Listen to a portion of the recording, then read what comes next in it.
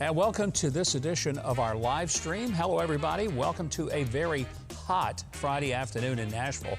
I'm not sure where you are. I hope it is cooler than it is here, but most of the country is experiencing a real heat wave. And Pam Case, senior producer of The Huckabee Show, is with me as she always is. It has been hot. I'm so thankful for air conditioning. I don't really know who discovered air conditioning. I'm eternally grateful. William Carrier. Of course he did, from Carrier Air Conditioning. That's who did it. Well, thank you for that contribution to society. Special place in heaven for him. For sure. Unless he's trying to air condition the other place. The other place, but good luck with that. I don't know about it. We're so excited to have you. We want you to send us in some questions during the chat. If you want a greater level of visibility, send a super chat. Now, moderators are watching the chat for questions. They'll feed them to Pam, who will then pass them on to me, and I'll do my best to answer as many as we can during the course of our live stream. Now, if you're just joining us, you see that little subscribe spot there on the screen? Subscribe, hit that. Then hit the notification bell. It'll make a sound, something like this. Yeah, that's it. And then leave us a comment, leave us a like, and share it, which means that you send it out to all of your friends, enemies, relatives, and people you work with, and the people you don't even know who happen to be your friends. Be sure and share it. We've got a lot of topics that'll be coming up today. We're going to be talking about, does Joe Biden have both COVID and cancer? He kind of intimated that he might. AOC gets handcuffed, or did she? And we have a wonderful, uplifting story. Not everything is negative this week. A beautiful story about an absolute American hero. It'll make you feel good. We'll deal with that before we end our live stream today. We always try to pick out a favorite comment from last week. Here's our favorite comment from last week's live stream. A very clever comment from Olivia I hope I pronounced this right. Bourquet. Does that look right? Sounds good to me. It's a beautiful name. I hope I got it right. Will Joe Biden blame inflation for his bicycle problems? We love the question. Thank you. All right, I've got a question for you this week. Weigh in on it. Be sure to send it to us in the chat section, or your own questions if you want to be original. But here's the question we'd like to ask you to respond to. If COVID is the pandemic of the unvaccinated, how did Joe Biden get COVID? Because remember, he's been telling us for all this time that all those unvaccinated people, they're the ones that are keeping this thing going. And if they would just take the shot, we wouldn't have COVID. And they have literally said that COVID is the pandemic of the unvaccinated. So why did Joe Biden get it if it only happens to unvaccinated people? And I'm not against vaccination. I'm against stupidity, and I'm against people in the government lying to us.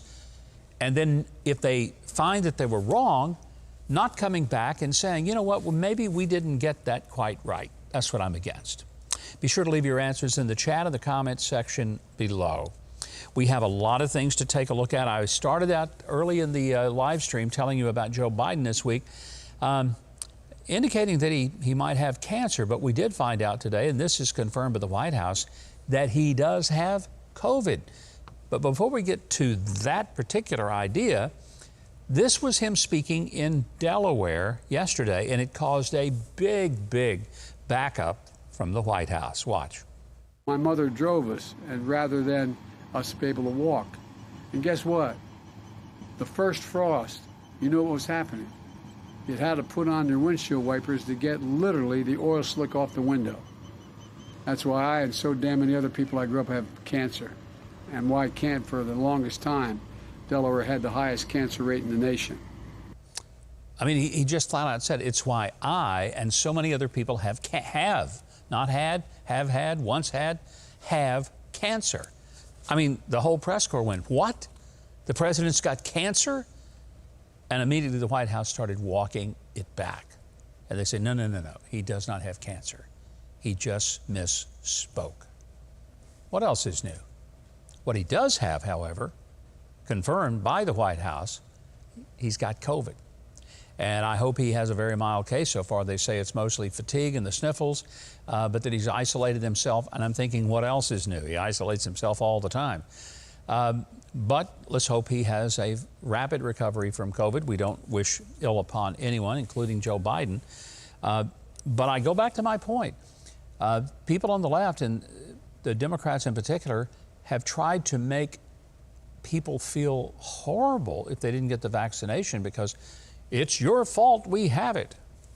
We had it before there was a vaccine. And then the pandemic is the disease of the unvaccinated. No, I've been vaccinated, but I also got COVID earlier this year. Thank the Lord I had a very mild case. In fact, I had no symptoms at all.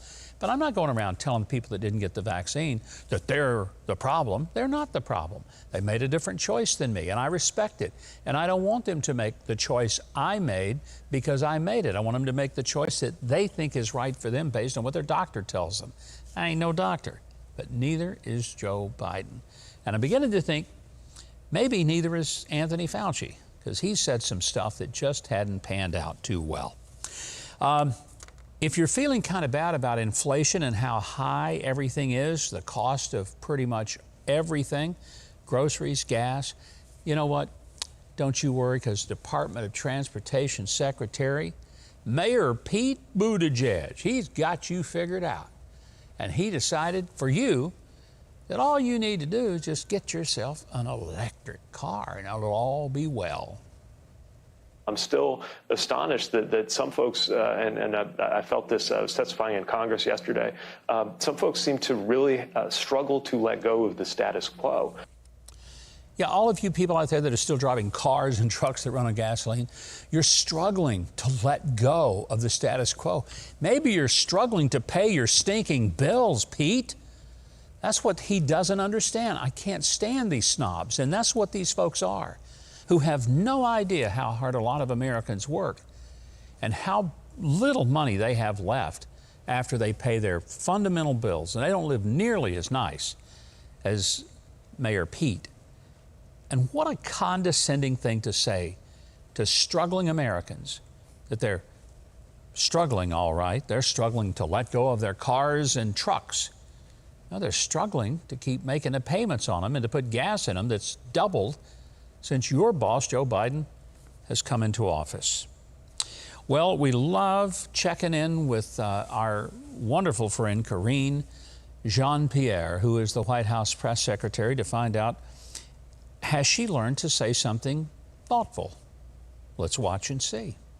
The president, now that he's back from Saudi Arabia, does the president still believe that Saudi Arabia and the Crown Prince should be considered a pariah, or did this trip change his view about that?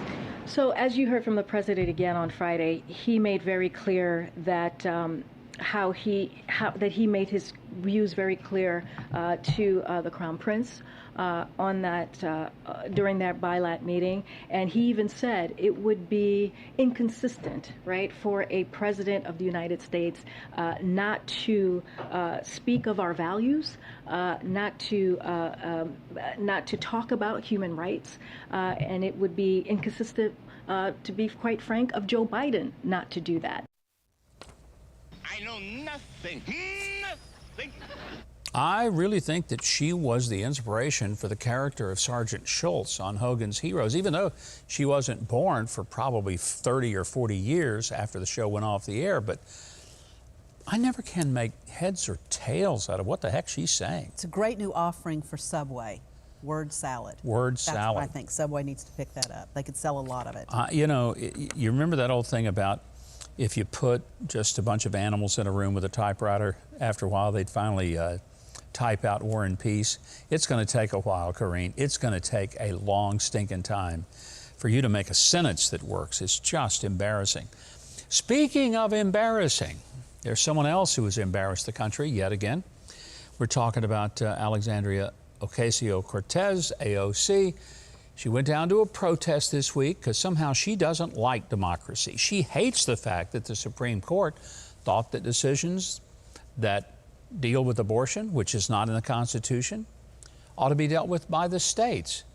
It's like some people on the court actually read the 10th Amendment. But that's not the way she sees it. She sees that it ought to be rammed down our throats by the court. And if they don't do what she wants, then let's get rid of them, or let's add to them until we get enough numbers that they do what we want. So she goes down there, and along with about 16 other members of Congress, usually the typical usual suspects that you would think would do this, they were warned repeatedly not to block traffic. They have every right to protest. That's fine. They don't have a right to block traffic. So the police told them once, twice, 3 times, and after the 3rd time, the protocol is you're to arrest them. AOC gets arrested. Then, this is the moment. She pretends that she's handcuffed, puts her hands behind her back, and walks away from the police officer as if she's in handcuffs. Turns out, she's just play acting. Watch this.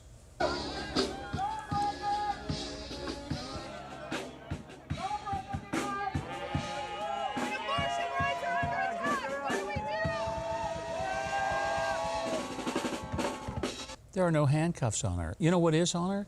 A heavy wool coat on a 100-degree day in D.C. I can understand why she pretended to have handcuffs. It was big drama. She probably thought she should get a Golden Globe Award for that performance. I think she should have got a Razzie, the Raspberry Award. But what I haven't heard anyone explain, why the heck she was wearing a thick, heavy, full-length, or three-quarter length wool coat on a 100-degree day. I don't know, either that or a sponsorship by a local department store. I don't know. I don't know. Utterly crazy. Okay, we got some questions All coming in? right, yeah, thanks everybody too that are already with us, and don't forget to smash that like button and share. We've got plenty of time still for you to involve yourself in our chat today and ask questions of Governor Huckabee. All right, we're going to start with a super chat. Came in bright and early when we first started from Star Trek Maniac. He's asking, I work full-time but don't make enough to move into an apartment due to record inflation. Is there anything that I and many others can do to make the most of this economic situation and get on with life? Wow, that's a tough situation. A lot of Americans are finding themselves in a position they've never imagined to be, where they can't live independently. And so for a lot of people, it means doubling and tripling up in apartments and living with people and having roommates because you can't afford to do it without sharing the cost. You know, quite frankly, for some people, it's going to mean taking more than one job. You know, I've been in that situation in my life where I had to work more than one job. It's not pleasant. You don't have a whole lot of time for sleep. You have zero time for anything other than work. But sometimes to dig out of the hole, you almost have to do it. And that's a tragedy because the American economy, and based on our labor laws of 40-hour work weeks and all, really should be that, you know, you shouldn't have to work 100 hours a week to be able to make it.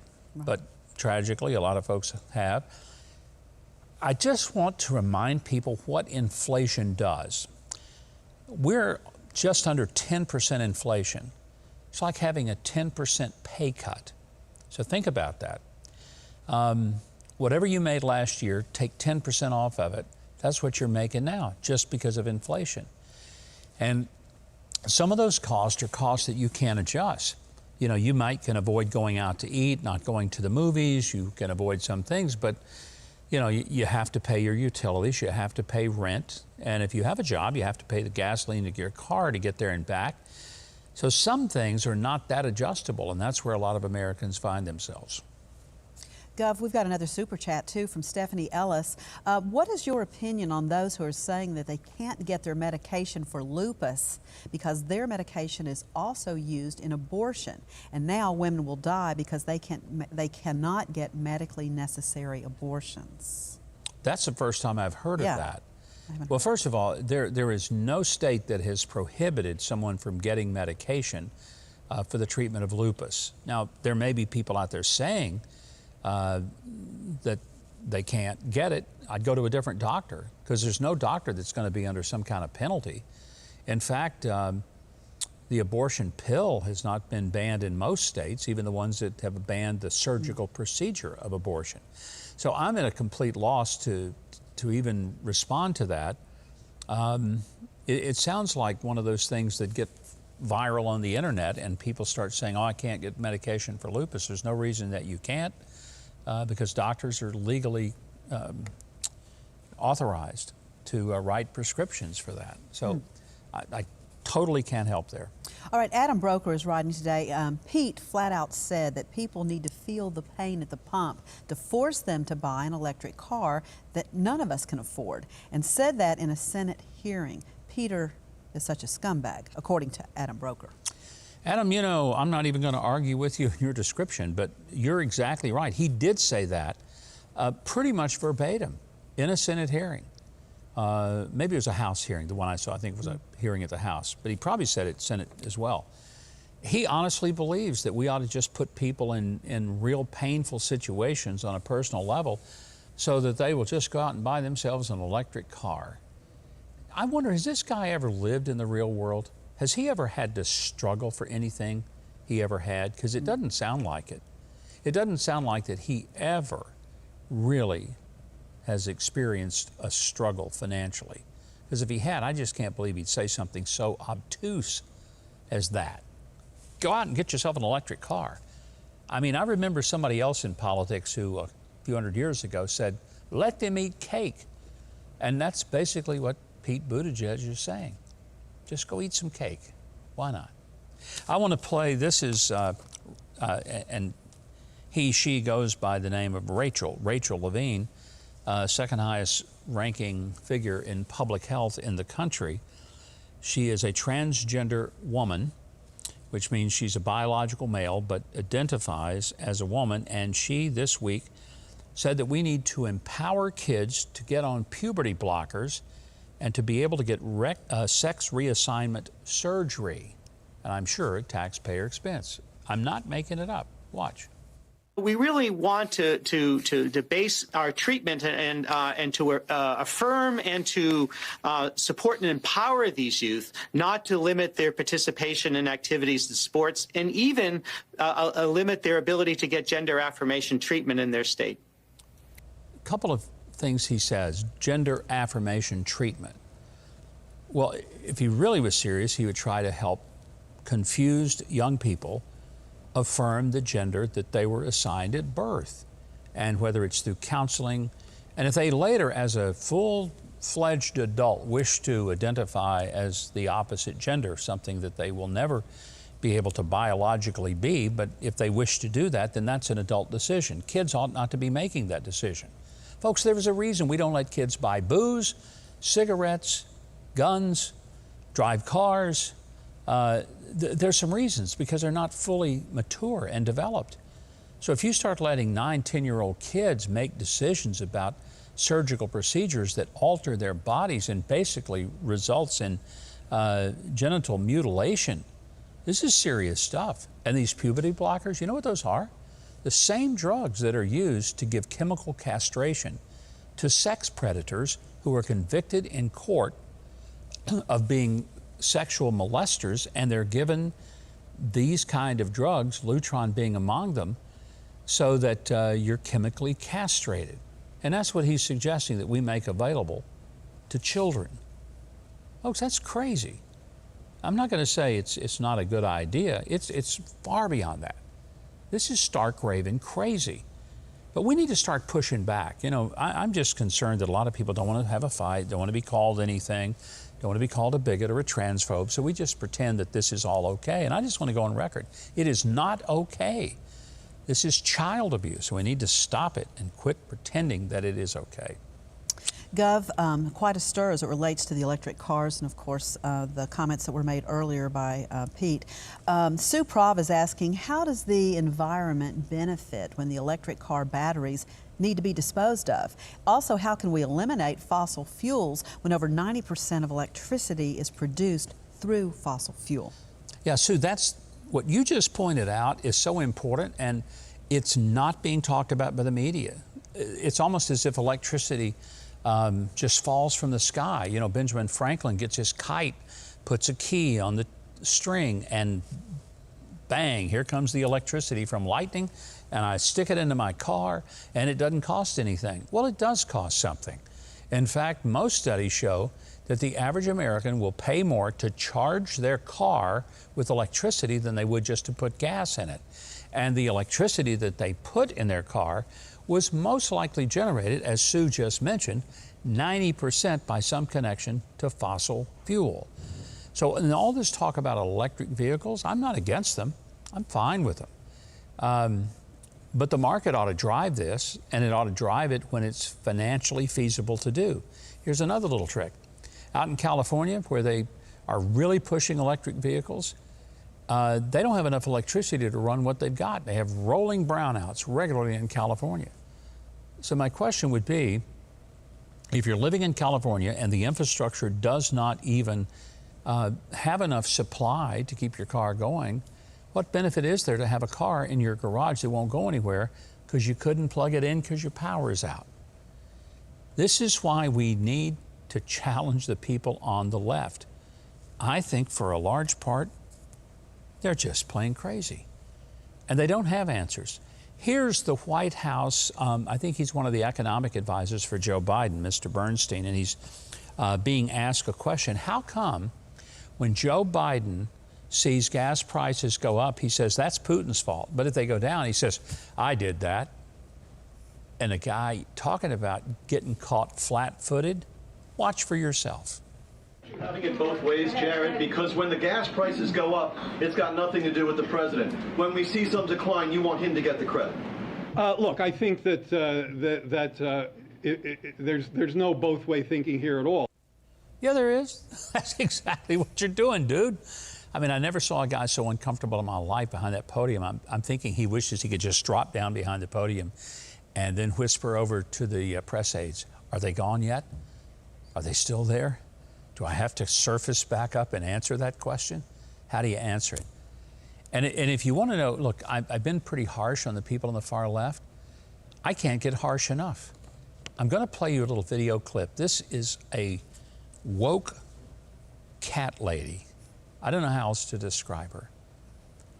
If you want to know what woke looks like, there are people, just like there are people who are biological men, but they identify as women, or women, they identify as men.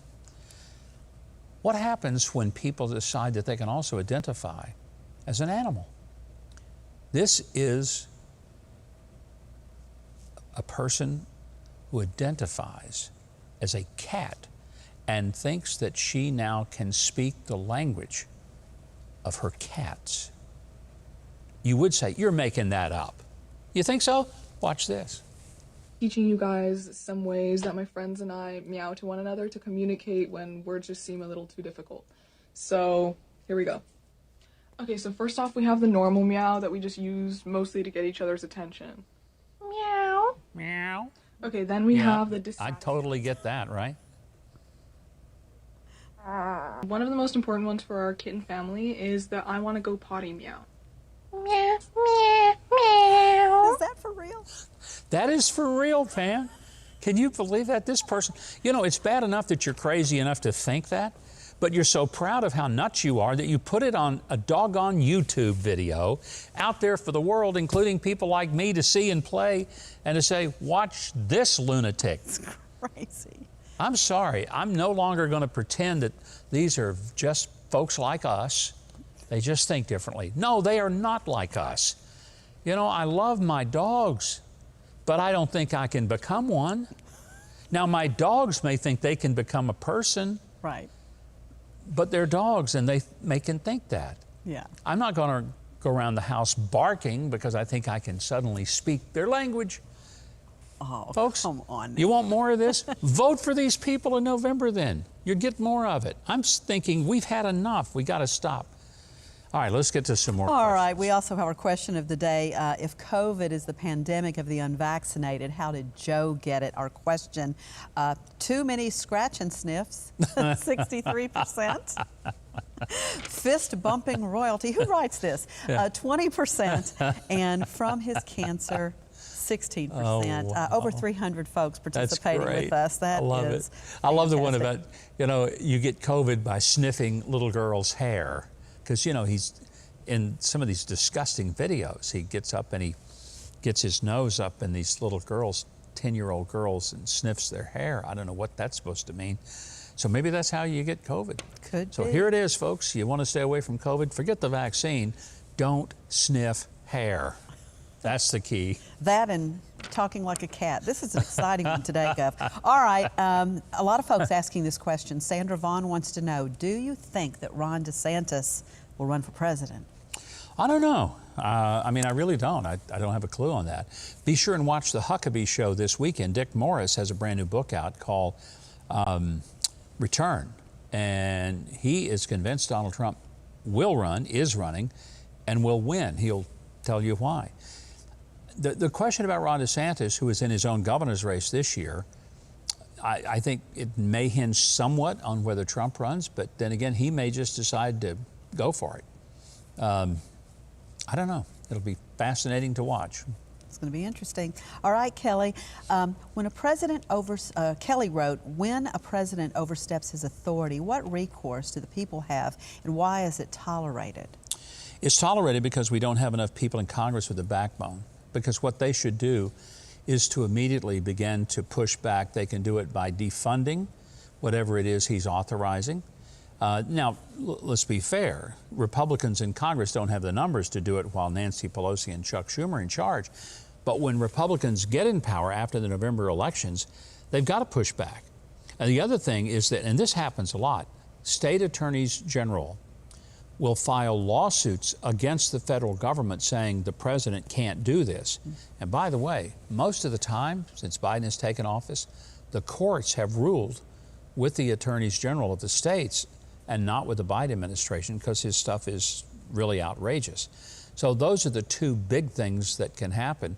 And they ought to happen every time that Joe Biden oversteps his boundaries and goes beyond the authority of the executive branch of power. All right, another question. We need to outlaw the rich and corporations to be able to donate large amounts of dollars to our politicians, and term limits. Totally with you on the term limits. And, you know, I understand the idea of limiting the contributions. They're already limited because you can only give $2,900 to a federal candidate. So there's some misunderstanding. People think you can just give untold amount of money. Now, you can give unlimited amounts to a super PAC. Super PACs cannot advocate the election or defeat of a candidate. They can provide, quote, information. And that information can be so very leading that it, for all practical purposes, is a political ad. My solution, 100% agree on term limits. I'm for them. I worked for them to get them implemented in Arkansas back in 1992 when we had the Constitution of that state changed. I think that maybe one way to deal with this, there's two aspects of limitation on funding I would go for. One, all contributions, whether they're to PACs or anything, have to be disclosed within 24 hours of the contribution. Let's find out who's given all this dark money. Where's it really coming from? I think we have a right to know. And the second thing is that in a campaign where a candidate can give unlimited amounts of his or her own money, but the donors are limited to $2,900. If a candidate is wealthy and can give millions to his own campaign, then remove the limitations that other people can give to the opponent. Because otherwise, you've got a Mitt Romney who writes a check for $100 million for his campaign. None of his opponents can do that. Right. So he becomes this well-funded candidate because he's got a bunch of dough. And all the other candidates are going out and getting their money $2,900 at a time. Makes it very difficult to be competitive. Hey, we've got to cover this. I said we're going to end with something very, very special today. You know, every now and then some story just touches your heart. This one does. This is a young pizza delivery driver in Indiana, and he is driving around midnight on the 11th of July. He sees a house on fire, wants to make sure everybody's okay. Watch this story and let it make you feel good that there are still Americans who love their country and love even total strangers. Bostic is the young man's name. He's a pizza delivery driver. He went to the house to rescue 5 kids between the ages of 1 and 18. Risk his life. I mean, he's laying on the ground. He had soot in his lungs and severe laceration on his arm from having gone into the house. By the way, there is a GoFundMe site set up for Nick. We'll put the information up on the screen if you'd like to help. Already over $500,000 has been raised to help him with his medical expenses. And to just say thank you, Nick, for being a good Samaritan and a great American. And I can't think of a better way for us to end our live chat today. We hope that you will subscribe to the channel. Be sure to hit the notification bell so you'll know when we'll be coming back. Also, hit a like and a share. And as always, we're glad to have you. But we'll even be more glad if you watch the Huckabee Show this weekend. And there's a reason. First of all, I get to play bass guitar with Brian Hyland, one of the great rock stars from the 60s with some big music. We have some amazing guests. Watch. This week on Huckabee, Congressman Ronnie Jackson holds the line for America. Comedian William Lee Martin. Political strategist Dick Morris. From coal mine to courtroom, the story of Ron Adams. And the one and only Brian Hyland performs. Watch Huckabee on Saturday at 8, 7 Central, and again on Sunday at 9, 8 Central, right here on TBN.